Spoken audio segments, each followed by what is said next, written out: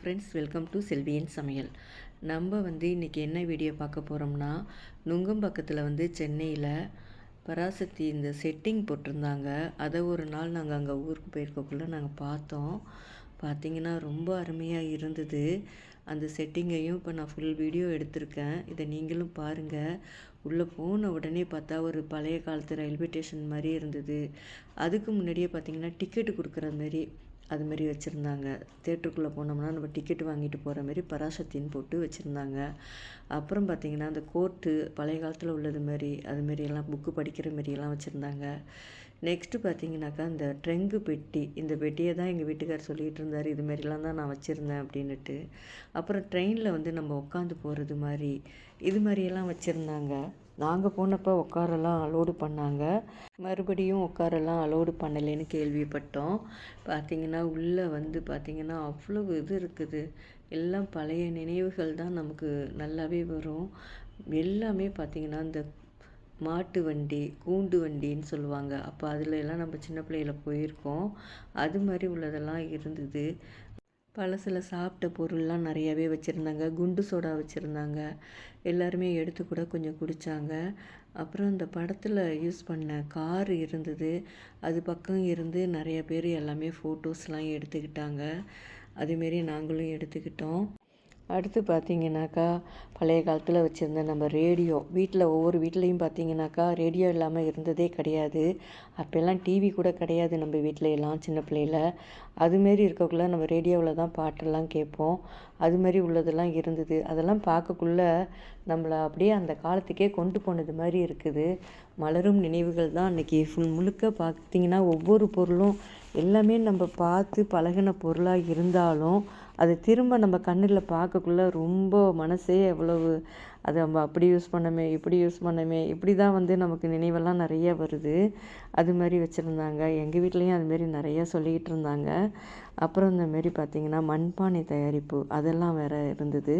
அதில் நாங்கள் கொஞ்சம் வீடியோலாம் எடுத்தோம்.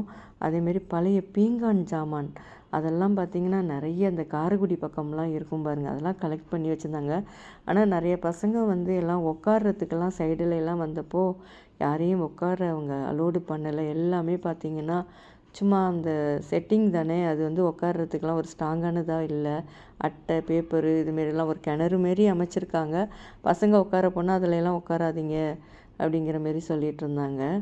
இதெல்லாம் அடுத்து பார்த்திங்கன்னா பழைய காலத்தில் பார்த்திங்கன்னா நம்ம சினிமா பார்க்குறதுக்கு போக்குள்ள டிக்கெட் எடுக்கிறதுக்கு நம்ம கவுண்டரில் நின்று எடுப்போம்.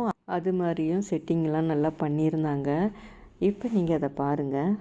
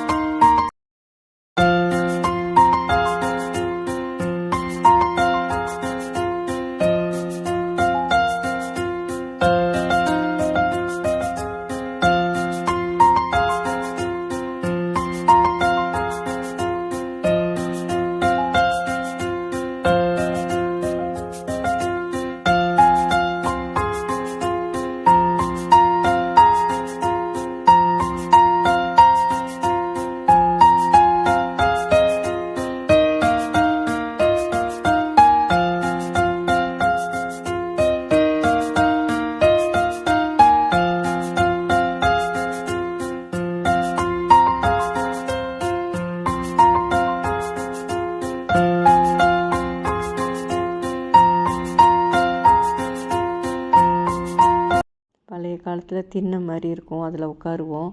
அது மாதிரி இதில் போய் நான் கொஞ்சம் நேரம் உட்காந்தேன். அம்மா அதில் எல்லாம் உட்காராதீங்க, அதெல்லாம் செட்டிங் தான்மா, பேப்பர் மாதிரி தான் வச்சு செட் பண்ணியிருக்கோம், ஸ்ட்ராங்கு கிடையாது அப்படின்னு சொன்னாங்க. அதோட ஏஞ்சிட்டோம். நெக்ஸ்ட்டு பார்த்திங்கன்னா அந்தமாரி பீங்கான் ஜாமான்லாம் எவ்வளோ பெரிய பழைய காலத்தில் இருக்கிறதுமாரி அதுமாரி ஃபோட்டோ, அதுமாரி நம்ம சுவிட்ச் போர்டு இதுமாரிலாம் இருந்தது. அதுமாரி சினிமா தேட்டரில் டிக்கெட்டு வந்து இருக்கிற மாதிரி போட்டு அது மாதிரியும் வச்சுருந்தாங்க. உண்மையிலே இதெல்லாம் பார்க்குறதுக்கு ரொம்ப நல்லா இருந்தது. நாங்கள் அங்கேயும் நின்று எல்லாமே ஃபோட்டோலாம் நாங்கள் எடுத்துக்கிட்டோம். அது ஒரு மாதிரி சந்தோஷமாகவும் இருந்துச்சு. எல்லாமே நிறைய பேர் வந்து பார்த்துட்ருந்தாங்க. இதில் மறுபடியும் பார்த்திங்கனாக்கா நம்ம உள்ள தியேட்டருக்குள்ளே போய் நம்ம சினிமா பார்க்குறது மாதிரியெல்லாம் செட் பண்ணியிருந்தாங்க. அதையும் பார்த்தோம்.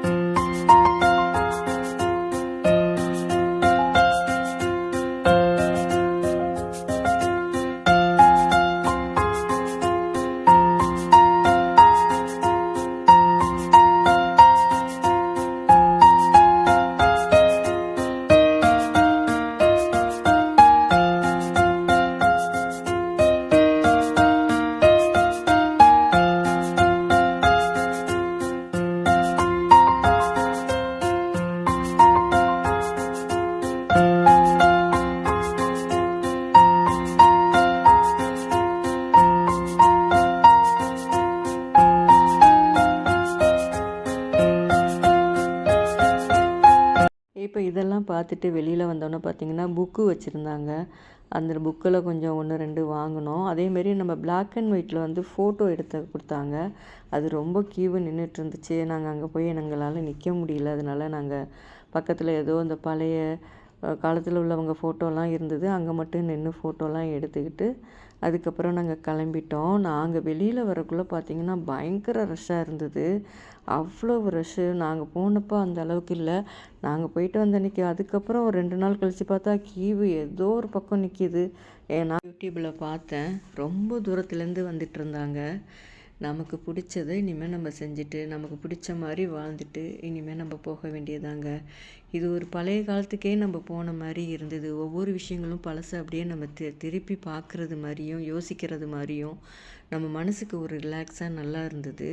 இதுதான் எங்கள் வீட்டுக்காரர் என்கிட்ட சொல்லிகிட்டு இருந்தார், உனக்கு என்ன விருப்பமோ, என்ன செய்யணும்னு நினைக்கிறியோ, எப்படி இருக்கணும்னு நினைக்கிறியோ அது மாதிரி இருந்துக்கோன்னு. இந்த வீடியோ இதோட முடியுது. நெக்ஸ்ட் வீடியோவில் பார்க்கலாம். நன்றி, வணக்கம்.